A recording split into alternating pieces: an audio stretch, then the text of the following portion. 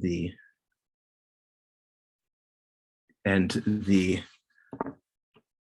Diversity and Inclusion Council. I welcome you and I thank you for joining us. This event is held every year. Well, it's been the last 2 years anyway. Maybe we're going to start a tradition where we every year bring a small handful of local faith leaders that we find and encounter in the community and ask them to reflect upon the legacy of Martin Luther King and to what extent, we can still see evidence of how faith and his faith, and he learned from other people's faiths, and his coalition was made of people from the many different Christian as well as non-Christian backgrounds. And so how viable is a community like that today? How can we achieve it? That's kind of the questions that we invited them to explore and talk about what their local synagogue or a house of worship may be offering that they want to share with the community. This is set up as a Zoom room, but just know that there are staff, including the Director of Civic Engagement, which is the department that also is a sponsor of tonight's night. We will be watching the chat room, but the panelists will not be able to see it. We will kind of sit on the questions until they come to an appropriate end with their conversation. And then if there are issues that haven't been covered or we feel like it's especially prescient, then we will ask them to address those questions specifically. So don't hold back, but also just know that your question might be answered in their conversation, in their discussion. Okay. I think, so the next thing that I have, all that I have left to do is to introduce our panelists. So we have some returners tonight from last year. Like I said, you will recognize our Rabbi Immerman, Rabbi Brian, and I'm bringing up, here we go. So for those who don't know, Rabbi Immerman joined Congregational Mishkan Israel in 2018 after serving as the Associate Rabbi at Temple Emmanuel in Denver, Colorado. He spent many summers at Goldman Union Camp Institute and worked as the Program Associate in the Youth Division of the Union for Reform Judaism in New York City prior to attending rabbinical school. So a lot of background of community organizing and working with youth, and able to, I think, look at the world with new eyes and different eyes. And that's what we felt was important to make Rabbi Immerman our moderator for tonight, the person who will provide those guiding questions and some structure. And then you will see me at the end. I'll kind of tie a little bow on it with what I was able to take away, but I'm sure that it won't be as much as our panelists. But so Rabbi Immerman not only brings a passion to this work and social justice, but he strives to help people create more meaning in their lives through Jewish tradition and values. And he resides in Hamden. Next, you will find another familiar face, Jeanette Harris, or Pastor Jeanette Harris. Sorry, am I off camera? And Jeanette has provided some words on a page that's not in front of me, so I can't do that. We're going to take one pause while I go get her bio, but we will be right back. Okay, where is my bio?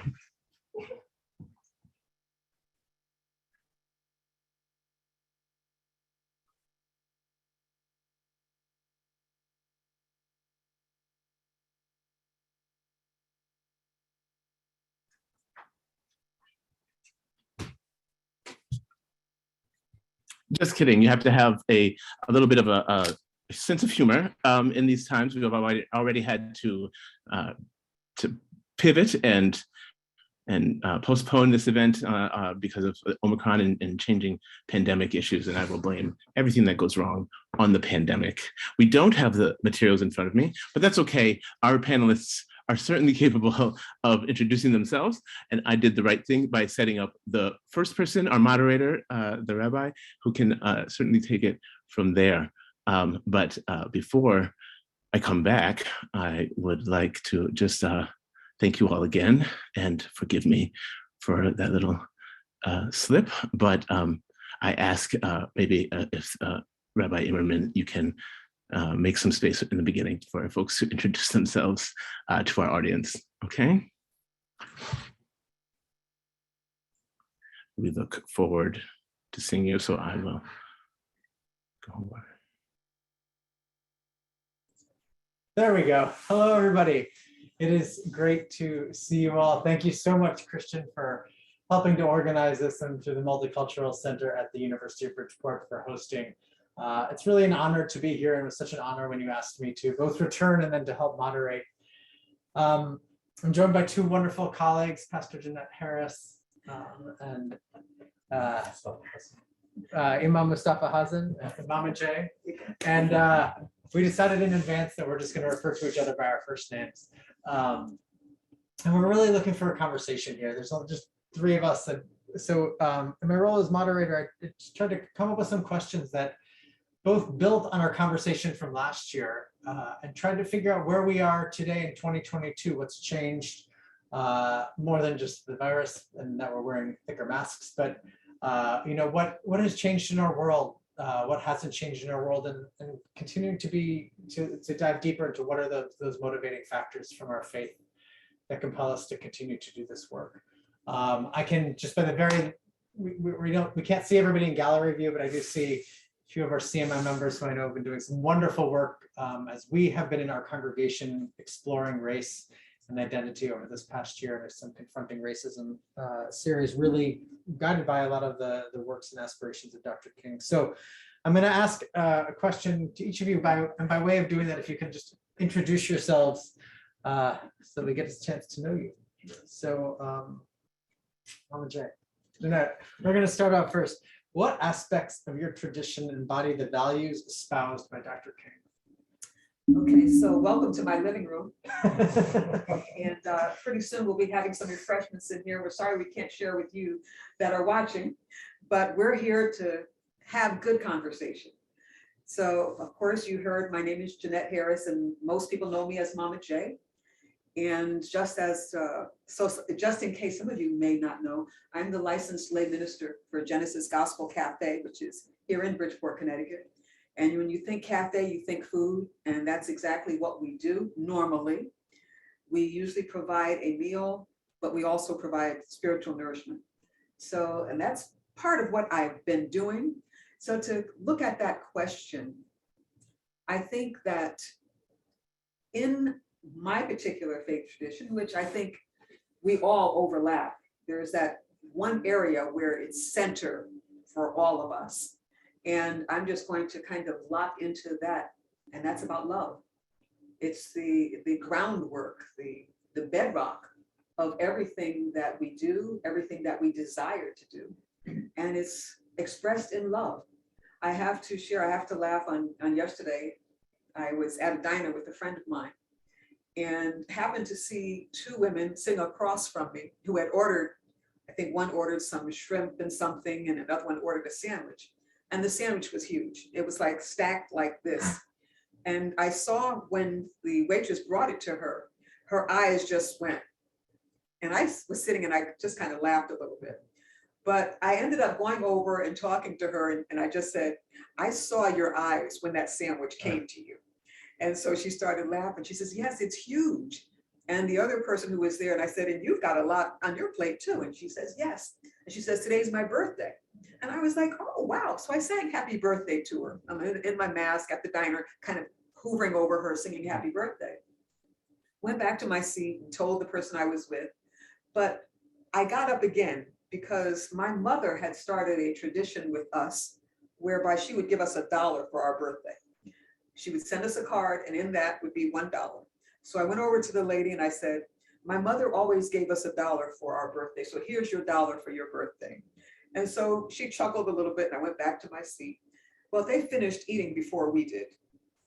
And as they were going out, they stopped and kind of gave these these hugs, and we didn't know one another, but come to find out that they paid for our meal.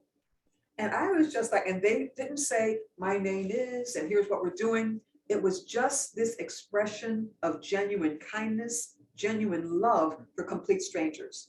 And I think that's where our faith is rooted and grounded in, and it's in love. So with that, I'll put my mask back on. Yeah. Mustafa. Yes, hi everyone. Hello, my name is Mustafa Hassan. I'm from Bridgeport Islamic Community Center. I run the outreach committee, assisting the imam, the main imam in the center, community center. Sometimes we call it the mosque. It is the mosque and community center. It's a lot of activities happening there. With the question that you asked, Rabbi, it's a huge question. Dr. King, wow, what a name. I'm originally an immigrant. I came from Egypt, right? And I know, I was raised there. I went to school there. I came here as a student, international student, and I, got my master's in UB, University of Bridgeport, where we are now. So I've heard about Dr. King. We've studied that in school, and his legacy, still living until now. It's not just living in America. It is in the whole world. It's a huge symbol of standing against oppression, of standing against injustice. And that's what, our faith, all of us, I think, not that I think, I'm sure, if you stand for the injustice, you say no. In Islam, in the Quran, a very clear verse, it says, Inna Allah ya'muru bil 'adl. That means Allah ordered justice. Like when somebody asks us, what is Islam? We talk about monotheism, one God, and Prophet Muhammad, Moses, Jesus, Muhammad, all one message, monotheism, the Lord of the universe. And then what else? What your religion called for? Justice. That's the word that we get right away, that we say right, that we honor right away, that we should and we need to do more of it, right? So that I totally echo what you said, Minister. It is love. The way he fought against injustice was through love. You see, but he said no through love. You see, which is something that a great example is he led by example. And definitely Islam is all for it. And again, Dr. King is a legacy, is a symbol of standing against injustice. That's at least in our traditions, and I think the whole world know him for that. I'll put back my mask. Thank you. Before you ask another question, I just want to comment on what you said, because as important as justice is, I think people have taken that word and reframed it to just us. It's all about me. It's all about the people that I care about. It's all about the people that look like me. They've taken that word justice and just kind of ruined it. And it's all about my rights. And I think that in each of our traditions, we focus not on so much on what's mine, but on the good of others. Absolutely. Ask on. I was going to say it's easy sometimes just to pick and choose bits of our tradition and to say them out loud. In the Torah, God also commands us justice shall you pursue, tzedek tirdof, but that's meaningless without action. And so we're constantly needing to balance both the learning and the studying and the saying with the doing. And I think the story you told, I was thinking of Abraham, right? The common denominator for our faith, Absolutely. who jumped up to greet the stranger in the time of need.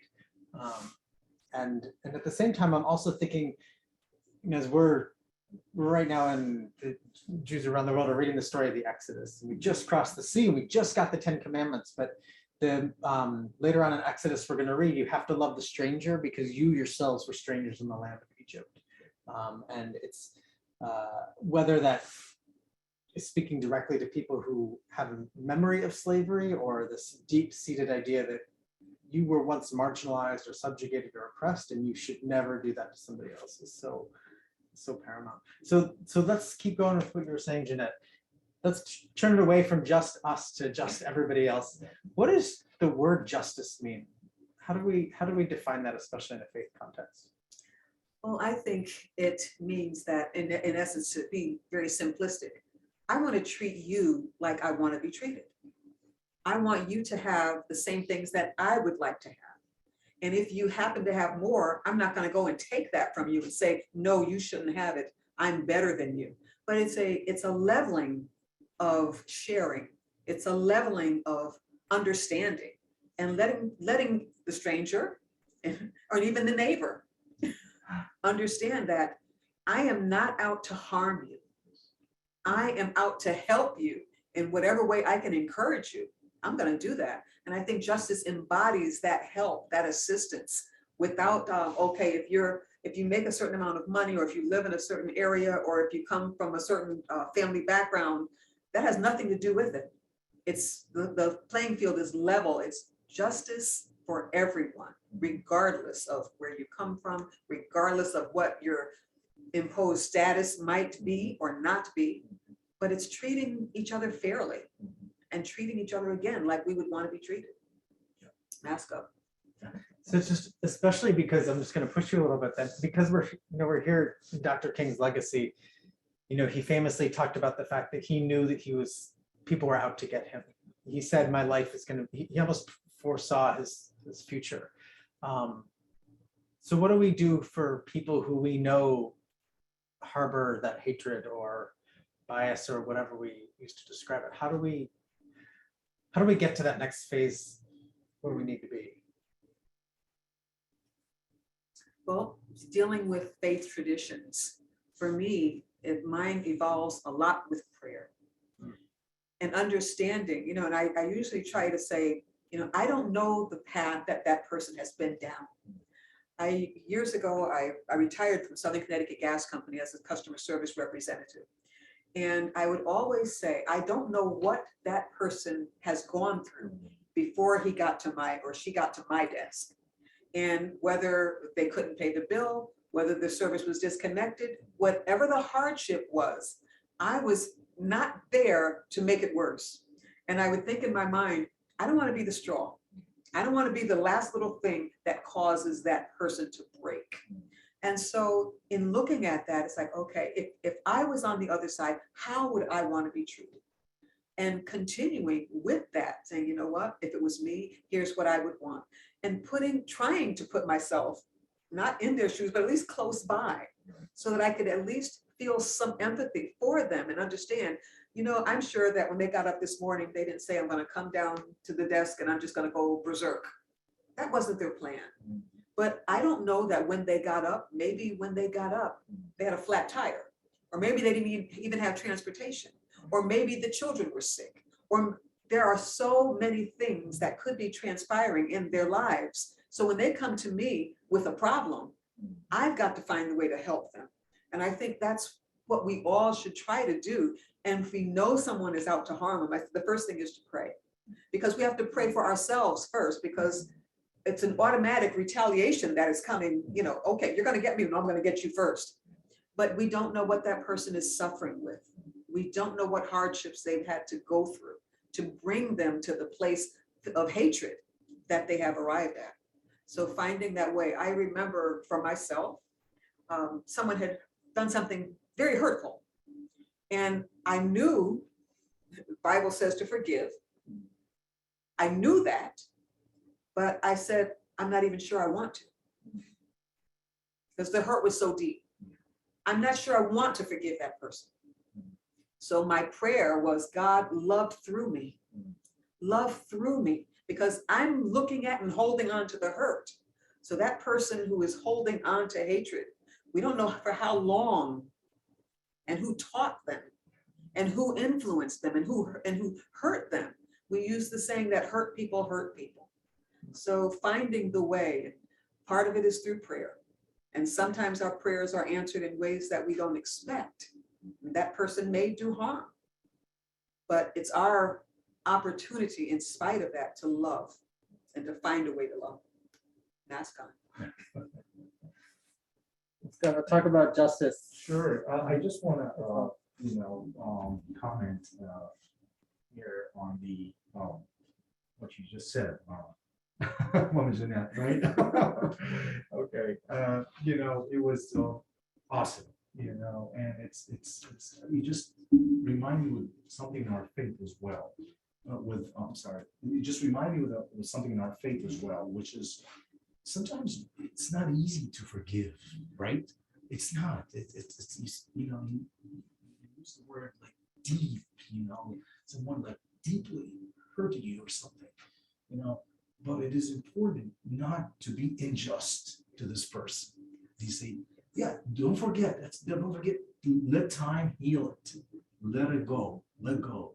But it is important that we don't treat this person with injustice as they did to us, for instance, or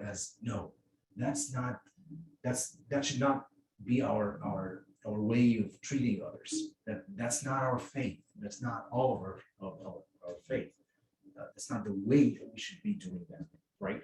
And I'm sure, if you do that, it will change. We're preaching for ourselves. We're preaching for our religion this way. I love what you said, Rabbi Emerman. It's religion in action. It's not just inside the synagogue or the church or the mosque. Religion in action. Pray, good, but people will judge you through your treatment, not through you pray, good for you. You fast, good for you. Great, but how you treat me, that's how I know that you're a good person, or you're, or otherwise. Do you see? So that's justice. That's how I see it. That's how Islam picture it. Even if you, ولا يجرمنكم شنآن قوم على ألا تعدلوا, which means that's a verse in the Quran that I've just recited. Even if you don't like them, like certain people, even if they fooled you, even they deeply hurt you. Justice, stop right there. You're a Muslim, you're a Jewish, you're a Christian. You see, put the barriers right away. Stop yourself. Don't hold on. Hold yourself. Hold yourself, as you said. Treat the person justice, or the people, or mask off. So before you put that in, so let's talk about differences in people, right? Yeah. Three of us are different in different ways. Everybody we meet, even people of our same faith, same race, same heritage, family members, right? We're all different in different ways. So what is your talk? How does your faith help understand and teach about loving differences, accepting differences, distinguishing, leveling the playing field? Sure. And Islam is, the Muslims population is like 1.9 billion, closer to billion, right? 15%, or 15 to 20, I'm not 100% sure, but it's 15 to 20% of the 2 billion Muslims are Arabs, only Arabs. The rest are non-Arabs. You see, despite the fact that Islam came in the Arabian Peninsula, Mecca and Medina, you all know the story. That tells you something, that it's not just coming for a certain race. It's not coming for a certain people, right? The Arabs, no. It is a universal religion, That's why when we pray 5 times a day, we say, all praises to God, the Lord of the universe. You see, so even when we pray, if you come, a lot of people come and visit us during the ceremony on Friday between 12 and 1. You see people standing, of course, before the pandemic, we used to be sitting closer, standing closer to one another, shoulder to shoulder, foot to foot, together. You find next to me white, brown, black, name it, Asian, Indian, it doesn't matter. where are you from? What's the skin of your color? It doesn't matter at all. All what matters right here. What is here? The heart. And it says clearly in the Quran, Allah is not going to look at your Armani suit. Not enough. He didn't say Armani suit. But Allah's not going to look at the way you dress, the money you have, but Allah will look at your heart and the deeds you do. That's why we have it, what we call it, the judgment day.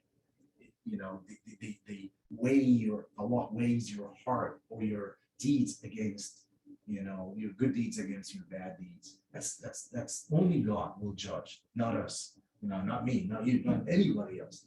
We leave this to God. That's why we call it the judgment day. Yeah. I hope I answered. Yeah.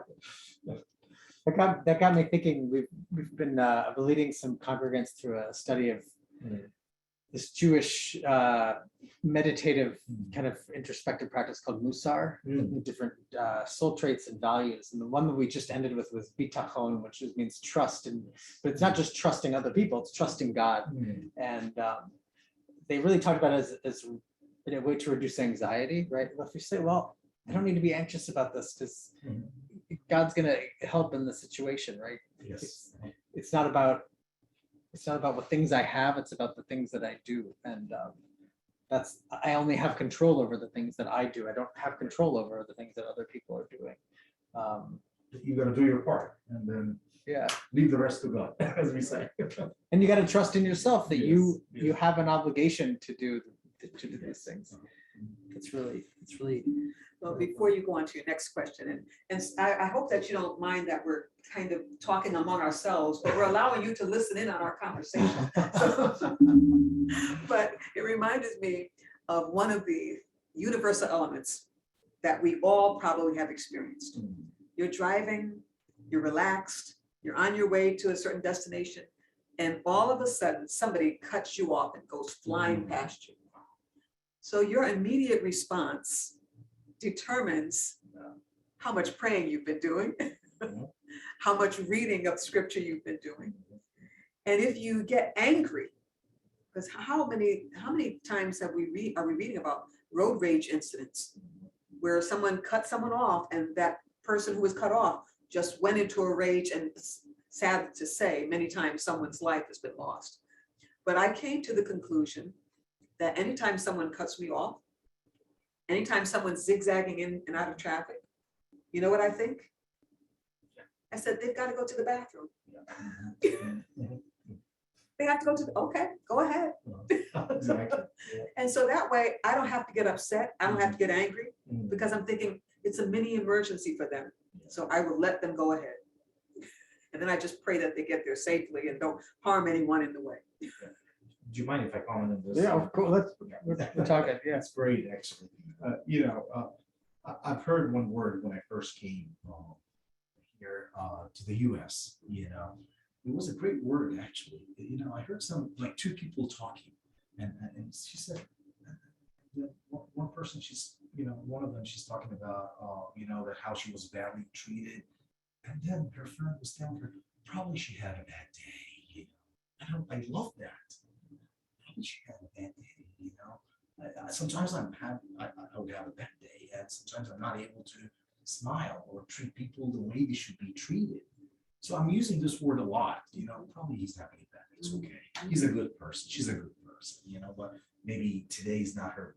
I came to her and not in the best time, especially in customer services, like it's just, I'll try to be super nicer, and it's not easy. I just want to say that it's not easy with the life pace that we're living in right now. It's not easy to, and I love what you said, in controlling, in praying a lot, praying should be the tool that we can consume or use, to treat people better. That's why we go to the mosque. That's why we go to the synagogue and the church. Why are we going there? It's just to help us to be better people. If we're spiritual, if you have connection with heaven, as we say, then you will find excuses to people, and you will do better in this life. As we say. Thank you. gonna go way off script. So we're 22 months into this pandemic. Completely changed how we think about everything in life, right? How does this? I mean, I think there's been a change in how people have been reacting, right? We know people's anxiety levels are up, depression is up, feeling of isolation and loneliness. We're so grateful we have these new ways of connecting, right? I no longer have to explain to somebody what Zoom is. But there's something missing, right? I can't go up to people I know afterward and give them a hug. We say, especially when I'm the host sometimes, and if you've been there, you're sitting there, there's a great conversation, and then you click end meeting, and it's like, right? It's instantly all of a sudden you're just alone again. And so how do you think that that's changed people's natures and how we engage with one another? So we're trying to figure out how to approach each other with love. I think that it has actually magnified some of the problems that people are dealing with. And in our faith traditions, it gives us the opportunity to allow them to draw a little closer to the God that they say they serve. Because as humans, I think so often we focus on the negative aspects of it.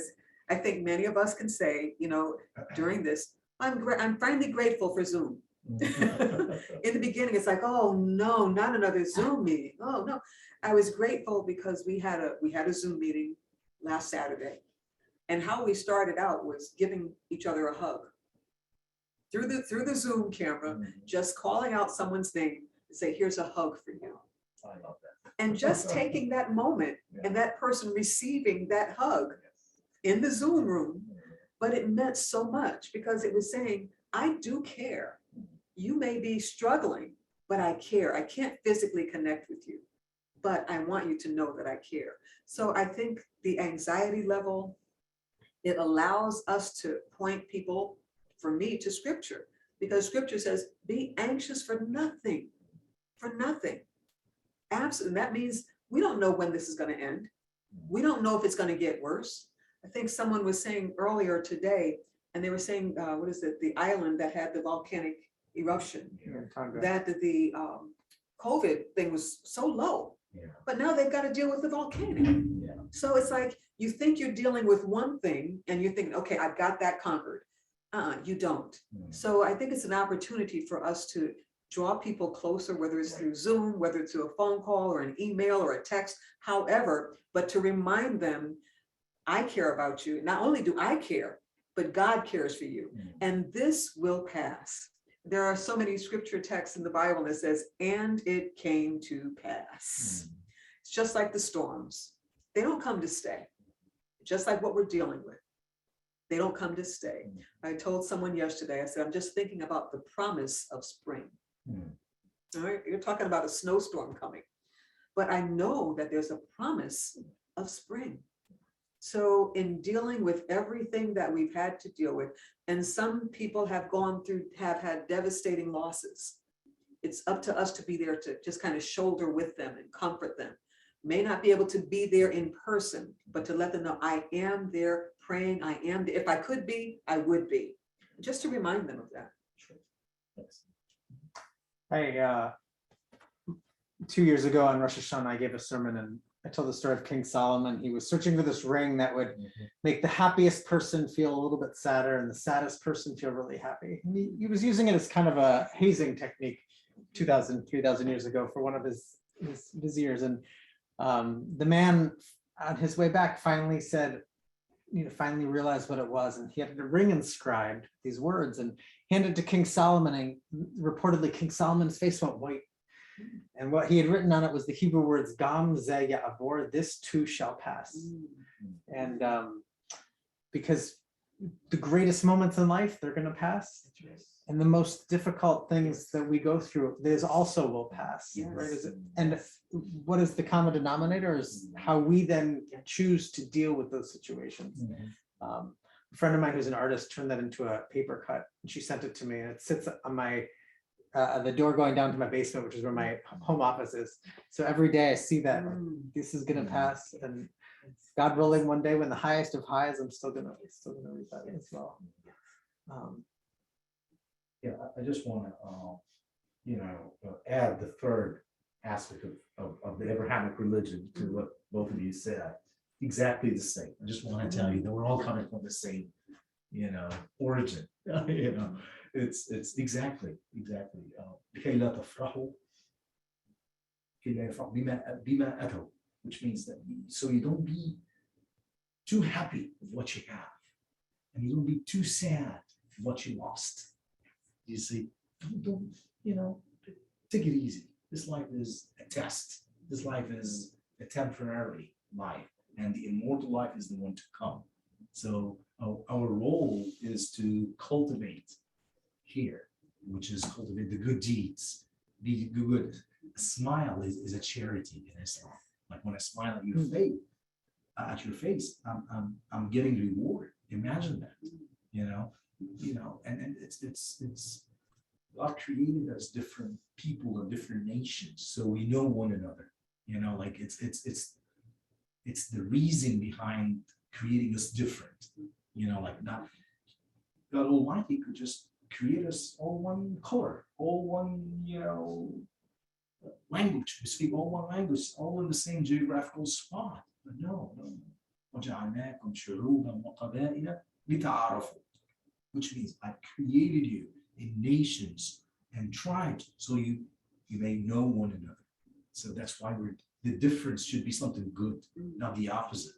So I'm curious. I want to know more about you. I want to know more about you. I'm excited to hear about you and to know in a nice and polite way and exchange knowledge. And you'll be surprised. And we've been talking now for past almost 30 minutes. See the commonalities that we have. I mean, the audience would really, like we have a lot in common. What we're fighting for. Just thought of adding this because it was important. And so I feel out of place because both of you are speaking other languages. So I'm going to have to make up a language. But thinking about what you were saying too, I remember years ago when my children were small, I read a story to them. And the story was basically about a farmer who lived on a farm, of course, and he's sitting in the rocking chair and he's just enjoying the day. His grandkids come to him and they're like, Grandpa, the cows have gotten out into the field. He continues rocking and he says, it could be worse. Then they go back and something else happens. The chickens have gotten out of the coop. What does he say? It could be worse. Every time they come to him with something, it is getting worse. Yes. But his saving grace was, it could be worse. And every time they would come, he would say, it could be worse. And it didn't move him. He didn't get flustered. He didn't get upset. He didn't get frustrated. He just kept on rocking, kept saying it could be worse.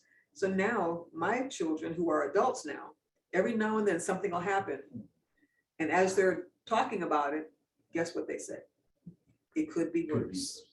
So as time goes on, we have been blessed to be able to come here and play with these masks and whatnot. But tomorrow is not promised to any of us. No matter how many vaccinations and boosters and masks, no matter what, tomorrow, well, not even tomorrow, tonight, it's not promised to any of us. So we're grateful and we remain grateful for the time that we have and for the opportunity that we have to be able to be gracious to someone else. Someone said it's nice to be nice. So, and then it's nice that somebody knows that you're nice. So the time that we have, we look at Dr. King, his life was cut short. The time that we have, we should do as much as we can to say, okay, I want to make a difference. I may not be able to do what he did, but in my circle, I can make a difference. Ask him. So last question, and then we'll turn it over to some questions that other people might have. 2 weeks ago, I had the opportunity to hear Professor Brandon Terry, who is right now at Harvard, but he's coming to Yale, and he's a scholar on Dr. King. And he talked about that Dr. King's response to some of the racial tensions and racial tensions is the wrong word, the racism that was happening and the segregation that was happening in Chicago was to move into some of the poorest and most difficult areas to live. And it really has been something that I've been thinking about a lot of how am I agitating myself enough, putting myself in an agitational state enough to work to make a difference. And I'm just curious, where does that sit with you? How do you, where do you choose to agitate yourselves, to put yourselves in uncomfortable situations so that you can begin to make, if we all just, if I sit in my basement the whole time, even though I read Gamze Yavor, nothing's actually going to pass, right? Because nothing's going to happen. So how do we put ourselves in these uncomfortable situations so that we make change? Well, I know for me, it's a challenge because for Genesis, again, our worship services revolved around a meal. And so now we haven't been doing that. We haven't been gathering. And so now it's like, well, what is the key? What is the next step? Again, so that I can make a difference, make a tangible difference, make, kind of ruffle some feathers. And sometimes I ask myself, should I go this way? Should I do this? Should I say that? But I find myself at times just being the voice, being the voice that points out, you need to think about what you just did or what you just said. I think Dr. King was put in a position where he was probably closer to the front line. And if I were to look at where I'd probably be someplace in the back, someplace trying to, okay, I'm coming. So I'm still trying to figure it out, involved in anti-racism conversations. And sometimes they're hurtful for me, but it's like, I gotta hang in there, have to listen, have to be the listening ear and the voice that may bring something to someone's attention and hopefully bring about some change. So I'm still trying to figure it out though. Again, it's not easy at all. In Islam, we do have Ramadan, for instance, the month of Ramadan. We fast from sunrise till sunset. A lot of people ask us why you torture yourself. It's just you don't drink, you don't eat for like the whole day, from sunrise until sunset. What's going on? It's exactly to get out of the comfort zone that you're in, to see how it feels not to eat. But you're eating by sunset, it's only a few hours, it's coming. You see, spring is coming, right? And it's like when it comes to when you hear about people that they have a famine or storm somewhere, or refugees or whatnot, you're not just watching it on TV. You know how it feels. And you know how it feels when a person is cold. He or she or they, they're not able to, feed themselves, their kids. It's you live this once a year, for a whole month. But again, you're gonna eat. You get together with the family, the best food, the best drinks, soft drinks, okay? And then you just, it's coming. But what about those who are suffering for days and months, So exactly, I like what you said, Rabbi Imer. This is, get yourself out of your comfort zone. Go see it. Go see the refugees. Go live with them. Go live, know the suffer, so you can advocate. You can do the right advocation for it. You start by yourself, and then you preach for it, or you talk to people about it. So excellent example. Excellent. I appreciate the question. Actually. It just reminds me of the story, and many people probably have heard it before, about the person who was walking along the shore, and there were all these starfish that had washed upon the shore. Right. And he started throwing them in one by one. And somebody says, why are you bothering with that? And he says, you'll never be able to save them all. And the person said, well, it makes a difference to this one. And so he just kept on doing. So I read something earlier today that basically just said, do the next thing. Do the next one thing. And that next one thing could just be a phone call. It could perhaps going to the shelter and saying, here's XYZ. We may not be able to change the world in one shot, but we can change someone's world. We can make that difference. Ask God. So we're gonna take some questions from everybody. I don't know what your, I'm too far away from the computer to see if people are able to write in the chat to each other, or if it's just a Christian.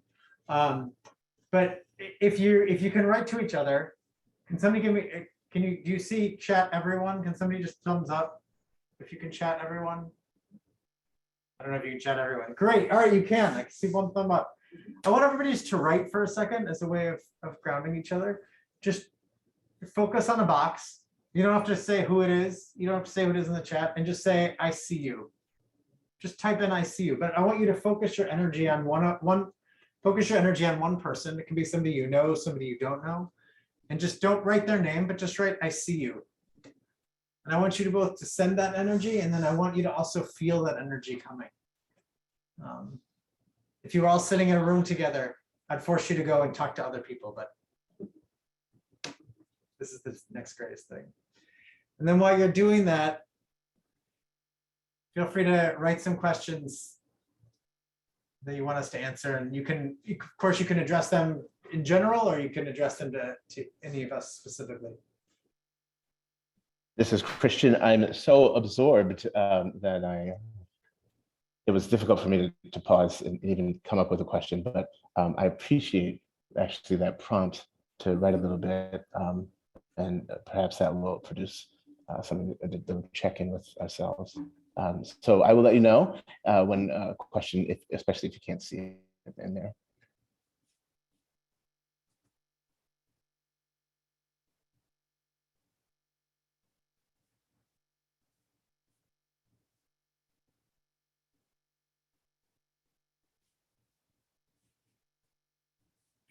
Somebody wants to know what we're gonna have to do.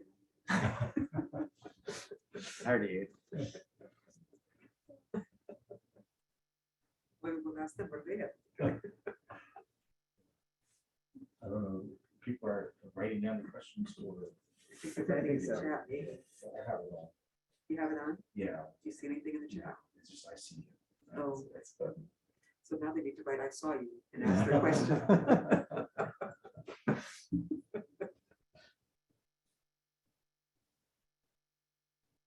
Probably no questions, maybe. Yeah. Well, we'll just keep talking. If you have any other questions, throw them in there. Rabbi, yes, we have one great question. What insight about a faith other than your own has inspired you? What insights have you gained from another faith? Say that one more time. Oh, yes. What insights about a faith other than your own has inspired you? What if the panelists have to learn from other faiths? The question is, what is a faith other than your own? How has that inspired you? Oh, faith other than my own.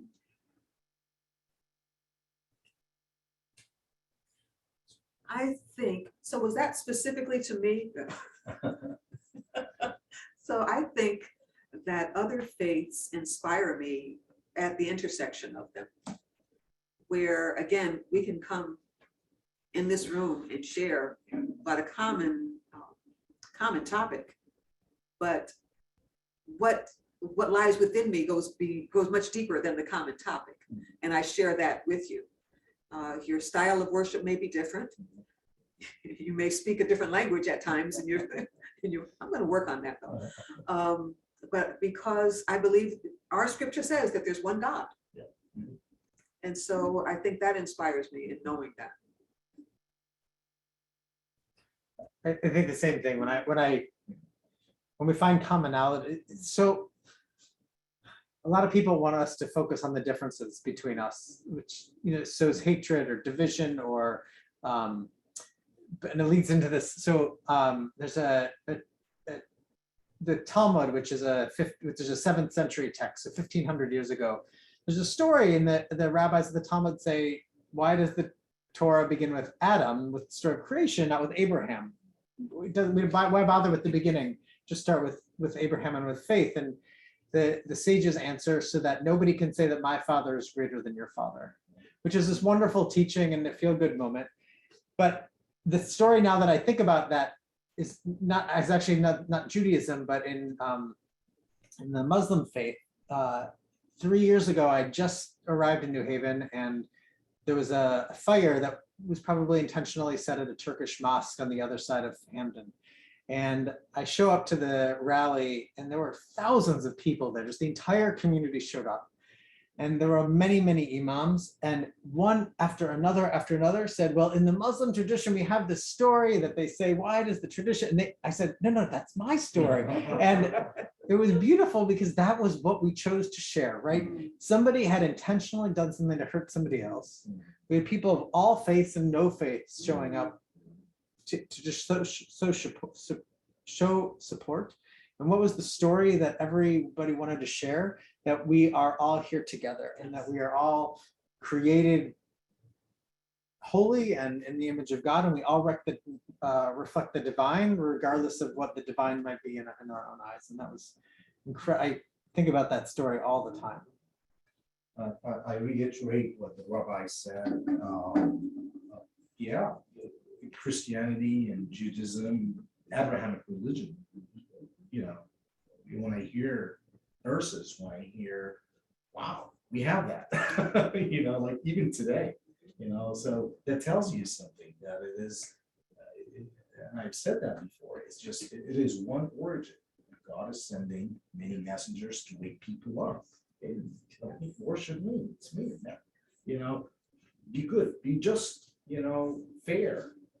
A lot of the good stuff that that Dr. King, despite the fact he's from a different, faith, but he gets our respect even in the Muslim countries, like as a symbol of standing against unjust, right? And exactly, Christianity, Judaism, and it is coming from one origin. Jesus, Moses, Muhammad, they're all brothers, Adam started from Adam. We all have the same story, you see. So yes, Abrahamic religion, that's just to answer this question. Yes. I remember, I keep coming up with these things that have personal experience, but I remember going to a church, which was not the same denomination that I was involved in. And I remember going in there very judgmental. Oh my goodness, what is going on here? How can they do this? And why is this? I was all of that. And so I'm going in there and I'm looking around, and I'm looking at the people, and I'm looking at the building, and I'm like, how can they come in here and say that they're worshiping God? So now I'm standing there, and I hope you believe that God speaks to us. What came to my mind was, they came to worship me. Why are you here? If there was a hole in the floor, I would have crawled right into it. And it was just like, wow. And I think sometimes for me, and probably for many other people, we think we've got it right, you've got it wrong, but that's not the case. So, so because you both can speak a different language, the language that I speak is through music. So, and we get together, and there's a song that we sing. So I'm going to share just a little bit of it. Sure. And as we say, I don't own the rights to this music and all that sort of stuff. So it says, I need you, you need me. We're all a part of God's body. Stand with me, agree with me. We're all a part of God's body. It is His will that every need be supplied. You are important to me. I need you to survive. And that's the gist of that song. I was talking, but I think that's the gist of it. If you fall and get hurt, I'm not going to ask you what faith you are. I'm not going to ask you, do you go and pray?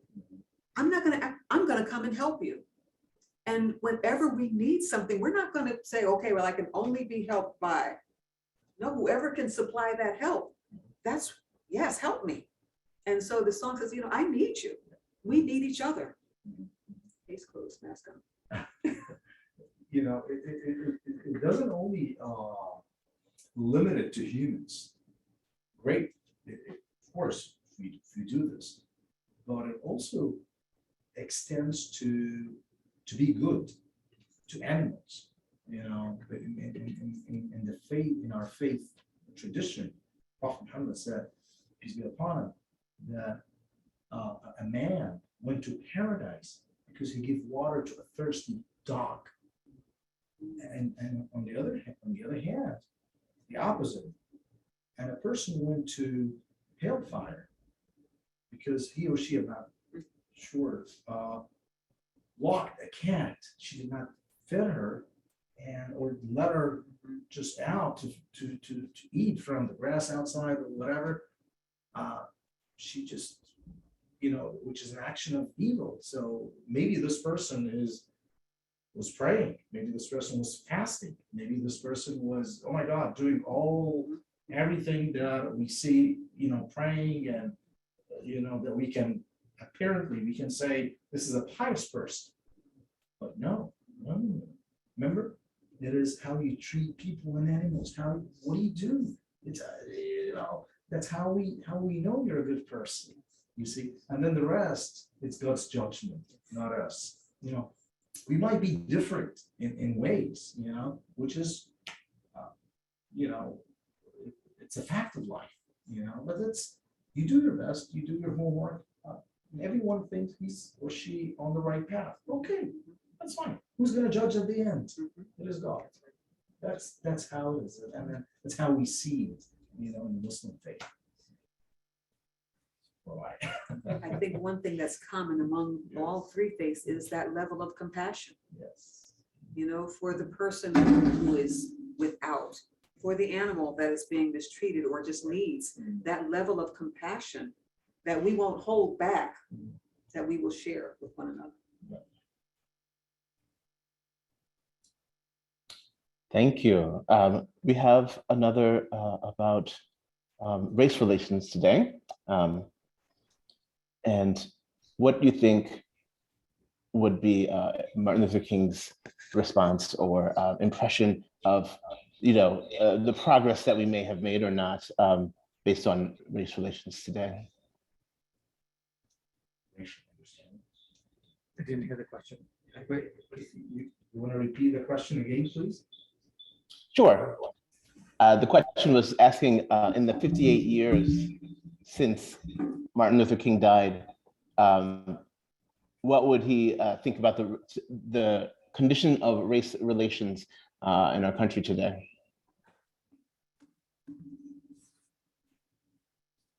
The question is, since Dr. King's death, what would he be thinking today? Well, we're all sitting here. He used to say that the most segregated day of the week was Sunday. Of course, that would be applying to the folks who went to church on Sundays. There might be other days that are holy, but nevertheless, are we still just as in community but separated in our own communities as his metaphor would imply? So sorry, I'm still having. You're saying, are we still as separated in our communities? We might all, as that analogy says, we're all going to church on Sundays, but segregated. So are we going to our different spaces and still, not reaching out to one another? Or is, the mountaintop in closer view for all of us that he envisioned? We're any closer to that promised land? Or are we just still looking over the mountaintop?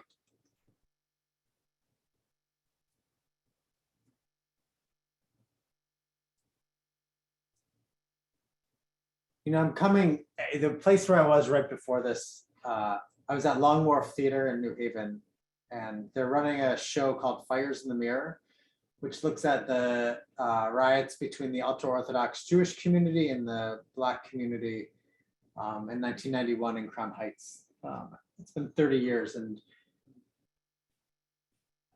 it's one of those things that the play, unless you knew that it happened 30 years ago, nothing is different.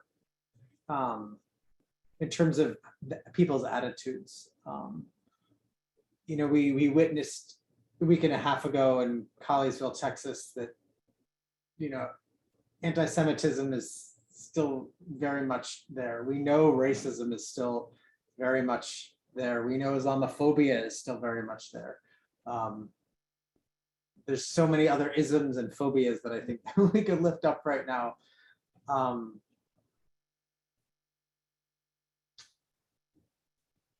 I have to believe that there has been progress. And I think, you know, the other thing Dr. King said is I always botch this up, the arc of the moral universe always bends towards justice. So how did we define justice an hour ago? We defined it as love, and the love that we show to other people. Maybe that's the ultimate scales of our world and our universe of love versus, I don't want to say hate, but love versus animosity.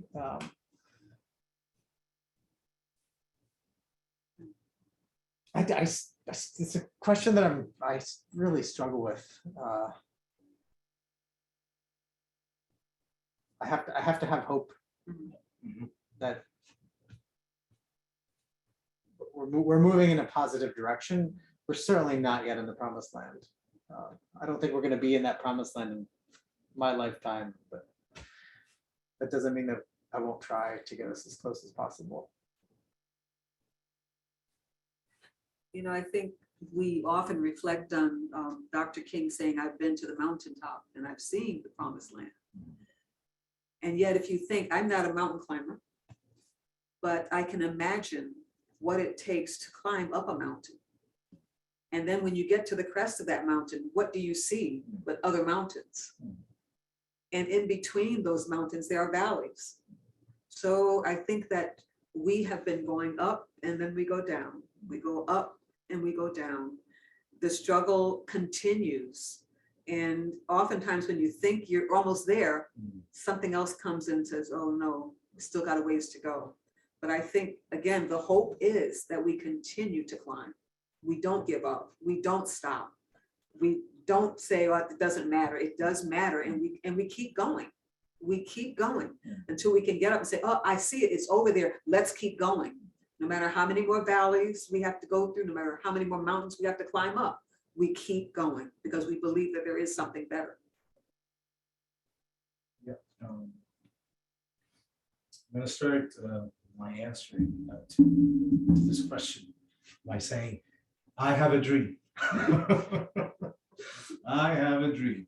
It's what a word, you know, what a word that Dr. King said, and it's that everybody, you know, in the whole world now are, you know, became symbol of, you know, utopia. How to get to utopia? You know what's utopia is? It's like the promised land, the just land, which is I have doubts, you know, that it will ever be on this earth, you know, in our lifetime or maybe the next generations. What I believe in that is that our position, what we take, you know, in the struggle between the good and bad, between what is your position in this certain situation. This is what's going to make this world a better place. You know, this is how you, as you said, you know, like you keep going. You have to have hope, you know, and then, you know, like, okay, in this situation, what was my position? What did I do? Did I do enough? Did I, yes or no? Yeah, you know, like that's the question that every single person would ask him or herself. Did I do enough? Did I give, did I support this oppressed person enough? You know, maybe not, right? Then next time I'll do better, you know, because we keep improving, we keep doing, you know, nobody's perfect, you know, and again, this is not going to be utopia, you know, on this earth. And just do your best, cultivate, throw the seeds, and you will get it one day. Don't worry. Just do what you do the right thing, you know, and leave the rest to God, as we said, you know. Oh, I used to be a tour guide in Egypt. I used to take people to the pyramids and King Tut and all of that. It's one of my jobs that I did before. And I had people from, I had people coming from the United States. We were a group of Muslims, African Americans, coming to see Egypt and all of that. And, they were asking one of my colleagues, why don't you come to America? They know that I was always back and forth, why don't you come to America? Come and visit us. Then my colleague was saying, it's so difficult to get the visa.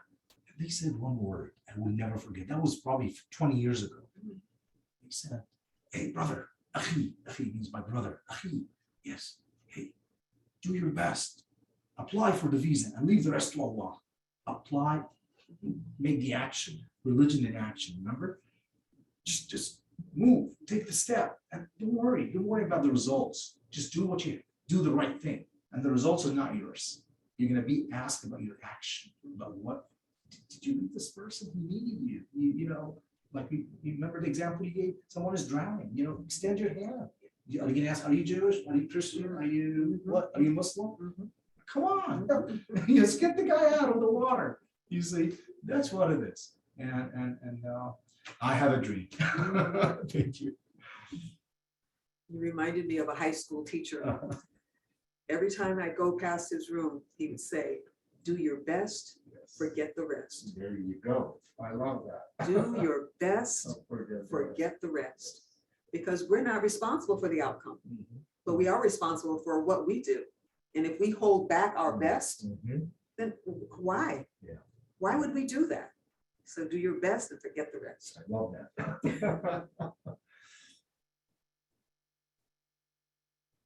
Another question, probably, right? Sure. So Martin Luther King also made trouble by talking about the needy, about economic situations that we are, the disparities that he observed and we all can still see. How does faith connect with the conditions of the needy? How does faith connect with the conditions of the needy? How does faith connect with the conditions of the needy?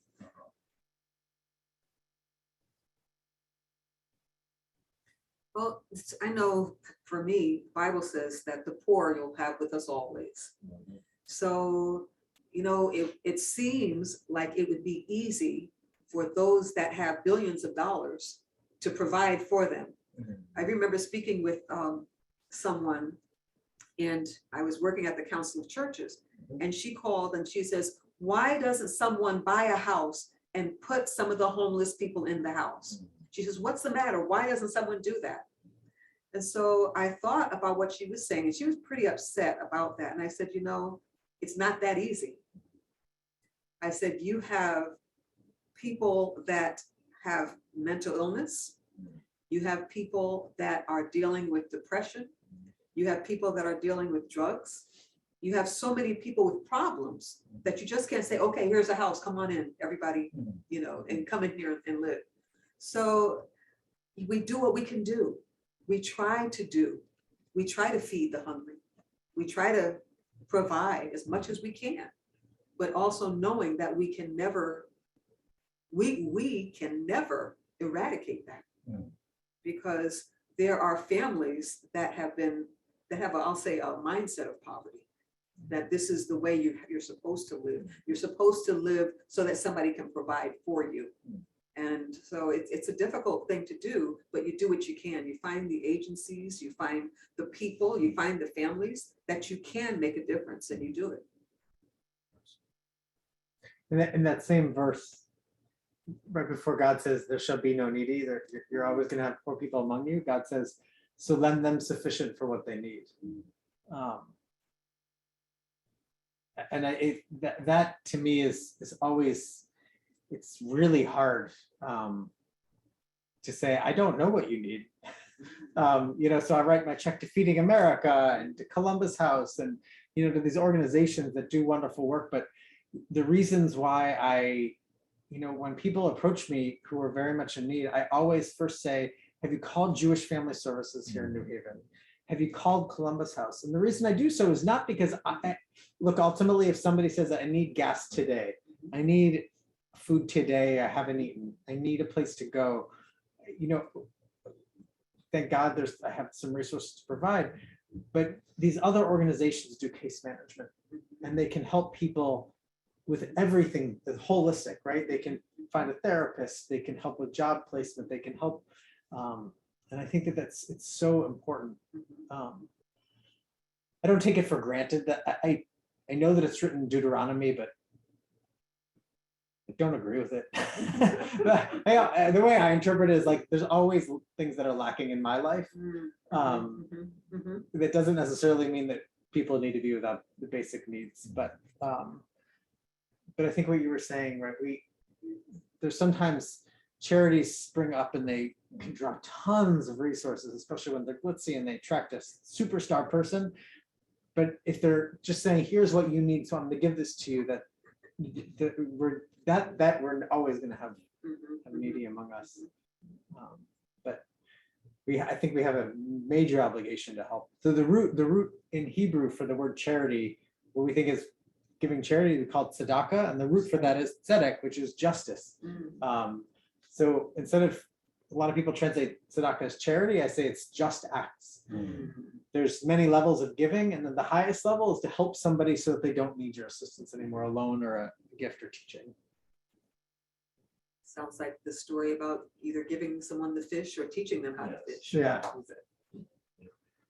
I'll start from what the rabbi said, sadaqah, sadaqah in Arabic as well.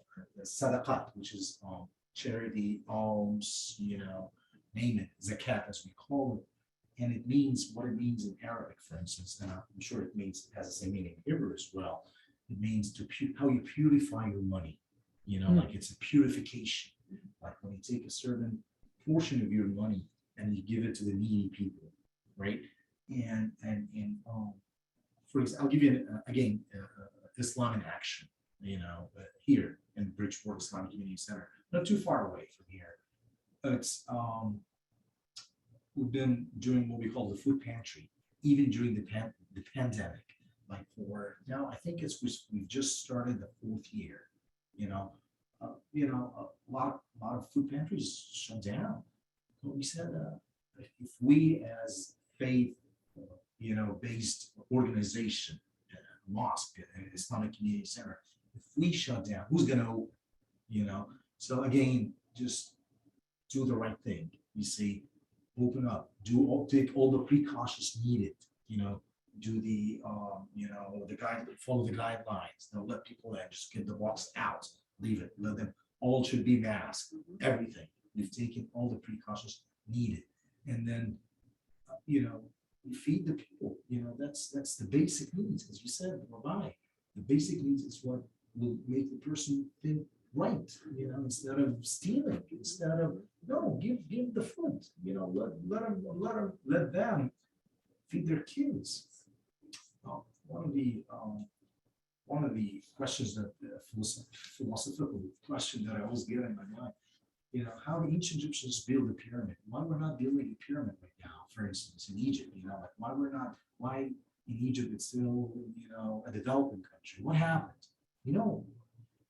How I realized, or what's the result that came to my mind after a lot of thinking. These people have the river Nile. These people have the food needed, like when they throw the seas, they get, the food, and then, they learn how to save the food for 5 and 7 years, like we have in the Quran and in the Bible and the Old Testament, the Torah. We all know the story of the famine. We all have it, the same story, by the way. Joseph and, Prophet Joseph, peace be upon him. And then, so they have the food saved. So the family secured for 5 or 7 years to come. Why don't they innovate? We are in the innovation center, so I might as well. Why don't they innovate? Why don't they build a pyramid? Why don't they use papyrus to write with, or to write on? Why don't they build temples, and build, things that the whole world's still talking about today? It is the basic needs, right? It is, he's not worried. They're not worried about their kids, the future. the future of their kids. The food is there, the water is there. Okay, for 7 years, I'm secure. Let me innovate. See, that's how I see it. So everybody gotta get a chance, but to give them the chance, you gotta have the basic needs first. Food, you know. Ask on. One final. Yep. So the last question we will leave us on is, what interfaith work do you know of that is going on in the greater Bridgeport area? What examples of interfaith work is going on? What examples of interfaith work are happening in the Bridgeport area?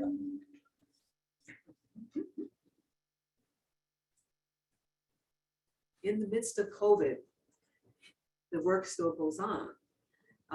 Although a lot of it is done in conversation, but I think the weaving of us coming out of our comfort zones and out of our corners and having the conversations that matter, the conversations and asking the questions that can make a difference.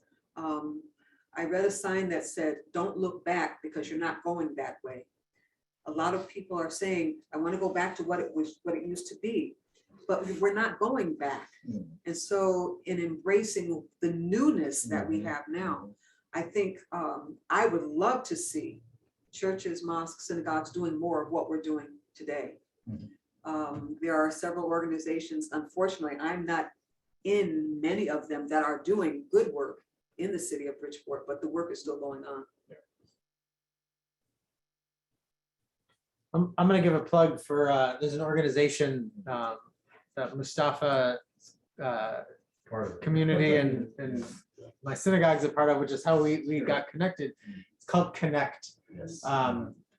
Communities organized for a new Connecticut.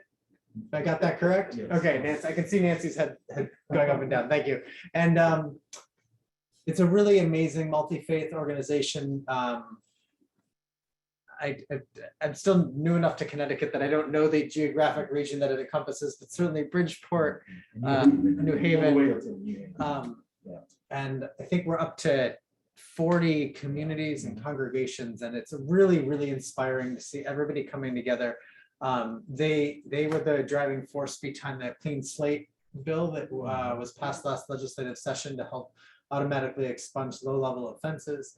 I'm gonna give a little plug. They're kicking off a new round of house meetings, which is it's the beginning phase of trying to figure out what is next. What's that next issue that we're gonna work on as we try to bring more justice and equity into the world.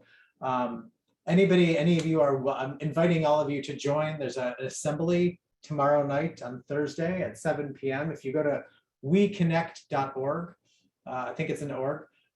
Nancy, if you want to put that website in the chat, you can sign up for the assembly and you can see Christians, Muslims, Jews. I don't know if there's other faiths that have signed on yet. I know that they've been in touch with Hindu temple and Buddhist temple. It's a really inspiring organization. Again, working across our shared values. There's Catholic priests, and so we don't always agree on everything, but that doesn't mean that we're not going to work on the things that we agree upon. And I think that that's, again, this common denominator. We pray differently. We use different languages to pray. And even when we're with people of other faiths who aren't monotheistic, we still recognize that we have a shared humanity. So I think that there's this moments are always inspiring because it reminds us that we have more in common than we don't. And again, I know it's in our three faith traditions that we're all created in the image of God, that we each reflect the divine, and it's then our obligation to see the divine reflected in everybody whom we encounter. So Christian, I want to again just thank you for giving us this opportunity to come and sit in your living room at the University of Bridgeport and the Innovation Center. And I want to thank everybody who has joined us this evening. Thank you to the University of Bridgeport for sponsoring. sending out hugs to everybody who's online. Okay, there we go. Thank you. It's an honor that you are as inspired as I always am. I'm just left speechless. I said that I would come back and say something at the end, but I'm still processing so much of what you shared. So I appreciate that. And I appreciate our audience and the wonderful, thoughtful questions. Thank you to our hosts, yes, at the Innovation Center here at Bauer Hall on the University of Bridgeport campus. One day when we can open our doors wide to the community, I hope you'll stop by and see it. Or if you do, you just, social distance, remember that. But one day, we can all benefit from it. And one day, that vision, like I said, about the mountaintop will come clearer in sight. And it starts one person at a time and one program at a time that brings people together, neighbors together to talk about what's on their hearts. And that's what we do at Multicultural Affairs here at the University of Bridgeport. We invite you to contact us if you have any ideas for future events or programs, dialogues such as this. We welcome it. And good night.